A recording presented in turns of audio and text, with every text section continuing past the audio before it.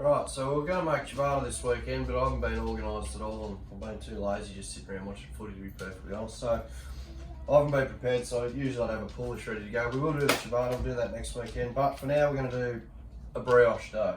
What is brioche? If you like burgers, chances are you've probably got an 80% chance that it was probably in a brioche bun.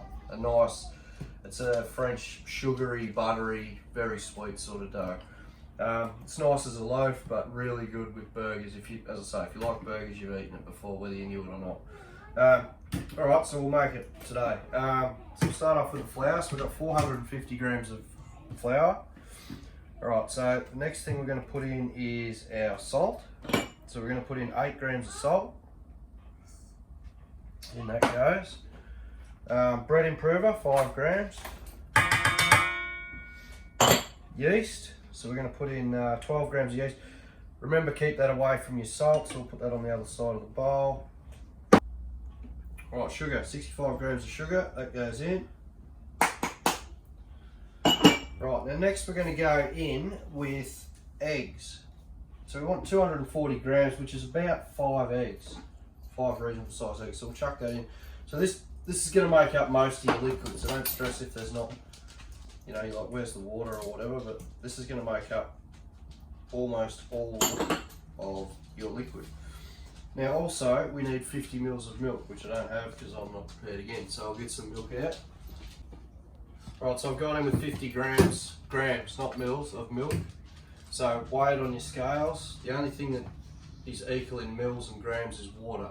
Any other liquid is not. So weigh your milk, 50 grams, chuck it on the scales, put that in.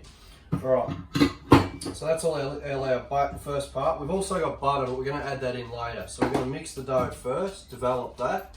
So I'll start mixing this, and then we'll come back and we'll have a look. Again, check your consistency. If it's too dry, add a little bit more milk. If it's too wet, add a little bit more flour. Pretty simple. Alright, let's mix this up and then we'll come back.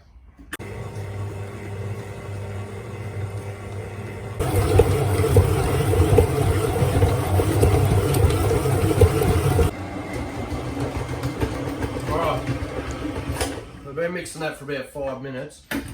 It's going to look a little average at this stage, but remembering it's going to be tight, but don't stress about that. You want it to be a bit tight at this stage. So again, do your little test. It should be about 3/4 developed, so it's not quite as thin as what we want, but then we're going to keep mixing it. So about 3/4 developed. You can feel it starting to get a little bit of that stretch into it. All right, so now what we're going to do is we're going to keep mixing this on fast and slowly add our butter in. So add this, what do we got? Add your butter in about, so we've got 255 grams, add it in about 4 goes. So divide it by 4 and then let it mix through and mix it through on fast. So we'll start it off on fast. We'll take a bit of our butter, chuck it in.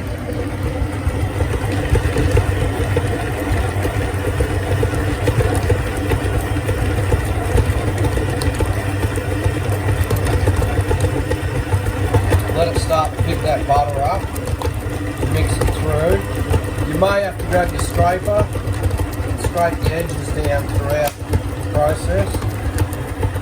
It's going to be a very soft dough, so don't stress if it starts to look a little bit sticky and soft, but as long as we can develop it properly, it's going to come out nice. So you can see that butter's gone now, so we'll chuck the next one in.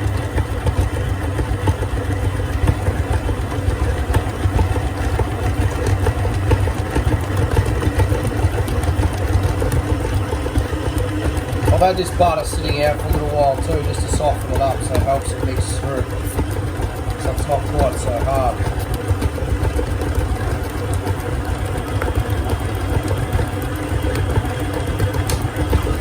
If it just sits around the edge like that, just grab your butter and stick him to the dough, help him mix in a bit.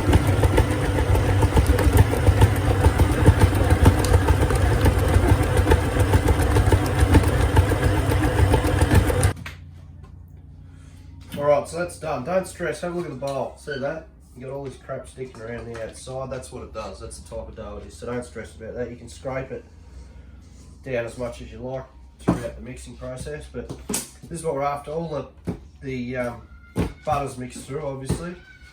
And now, alright, so we've got our dough here. All our butter's mixed through. This is what we're after again. So now, again, you mix that all through on fast. See, look at that. Don't worry if the dough's soft, as long as we get that development. See that? Beautiful. You can almost see through that. So that's what we're after. That means our dough's strong enough and she's ready to go. That feels pretty good. Alright, so now we're going to make whatever you want, really.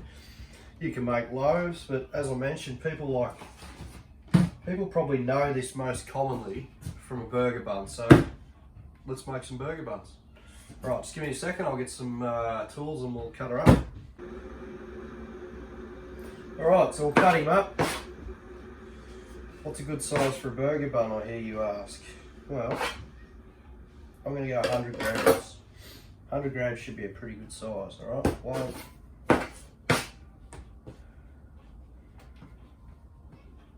2, and so forth. We'll cut them all up. Alright, so we've got them all weighed up. Now, so we're going to put some sesame. Got sesame seeds here in a little bowl. Got my tray ready. Alright, again, we'll just go over a quick recap of the rounding. Top, bring it in, bring it in. And then again, this part of the hand, push, push. You can either go like that, just walking along the bench, which will slowly get tighter. And you can see how tight that is. Nice, same as our donuts. Right, then into our seeds, and onto our tray. I'll probably only get 2 across because of the size that I've gone with. 100 grams is a reasonably decent size roll, so that's probably gonna, we might even zigzag them a bit because they're gonna get pretty big. Alright, so once you get quicker, you can start to, this is a pretty soft dough, so you might find you need just a little bit of flour on your hands while you're rounding them up. But once you get a bit of practice, that's all there is to it. Alright, so I'll try up the rest of them.